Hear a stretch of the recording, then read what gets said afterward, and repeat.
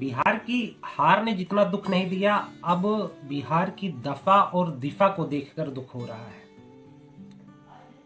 ये बिहार की राजनीति पारिवारिक कलह पे जाके रुकी है। जब मैं अब बिहार को देखता हूं तो मुझे केवल एक ही बात समझ में आती है, क्या राजनीति परिवार से ऊपर हो चुकी है? क्या राजनीति परिवार से बढ़कर है? कुछ ऐसे प्रश्न जो मेरे ही मन में नहीं, आपके भी मन में उठते होंगे। जब आप बिहार को देखते होंगे तो आपको लगता होगा, वाह बिहार। बिहार में राजनीति को लेकर इस प्रकार से पारिवारिक कोहराम और बदलाव को देखकर केवल एक ही बात समझ में आती है कि आज राजनीति का स्वरूप परिवार से बढ़कर है और आज राजनीति को परिवार से ज्यादा महत्व दिया जा रहा है।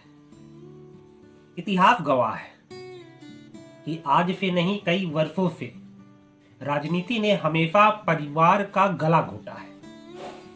लेकिन सही मायने में ये सारी चीजें देखकर दुख होता है। बिहार के हार ने जितना दुख नहीं दिया, उतना दुख ये पारिवारिक संघर्ष को देखकर लग रहा है। बिहार के पारिवारिक संघर्ष को देखकर, पारिवारिक कोहराम को देखकर मुझे महाभारत की याद आती है। महाभारत में कौरवों और पांडव आपस में लड़ रहे थे। वो एक ही परिवार के थे और उस युद्ध को संजय देख रहा था। संजय मात्र एक ऐसा व्यक्ति था जिसने पूरे युद्ध को देखा, लेकिन वो कभी युद्ध स्थल पर गया नहीं। तो कहीं इस बिहार के पारिवारिक कोहराम का कारण कहीं संजय जी तो नहीं है?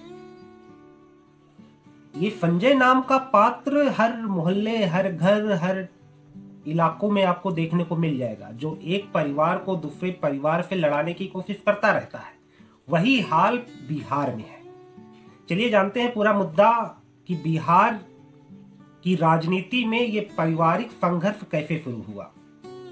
ये सोच रहे होंगे कि मैं पारिवारिक चीजों को लेकर यहाँ पर बातें क्यों कर रहा हूँ। तो भैया, अगर बात घर तक रहे तब तो वो चीजें पारिवारिक हो गई, लेकिन बात अगर सड़कों पर आ जाए तो वो सामाजिक और सार्वजनिक मुद्दा बन जाता है कि बातें अगर चार दीवारी के अंदर हो तो वो पारिवारिक होती है, अगर वही बातें सड़कों पर होने लगे तो सामाजिक व सार्वजनिक विषय बन जाता है। चलिए जानते हैं पूरा विस्तार से कि बिहार में हुआ क्या कि परिवार आपस में सब अलग थलग हो गए। कोई रो रहा है, कोई जिम्मा लेने के लिए नहीं तैयार है। ऐसा हुआ क्यों?